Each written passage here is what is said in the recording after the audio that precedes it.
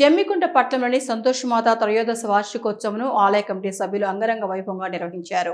కోరిన కోరికలు తీర్చే వాసవిమాత త్రయోదశ వార్షిక ఉత్సవాల సందర్భంగా ఆలయ వేద పండితుల మంత్రోచ్చరణ మధ్య అంగరంగ వైభవంగా ఉత్సవాలు నిర్వహించారు. ఈ సందర్భంగా మున్సిపల్ చైర్మన్ ప్రశాంత్ కుమార్ దేవాలయంలో ప్రత్యేక పూజలు నిర్వహించారు. వేద పండితులు కలశ పూజ, వాసవిమాత అభిషేకంతో పాటు హోమములను నిర్వహించారు. వార్షికోత్సవం సందర్భంగా దేవాలయ ఆవరణలో భక్తులకు అన్నప్రసాద వితరణ చేశారు.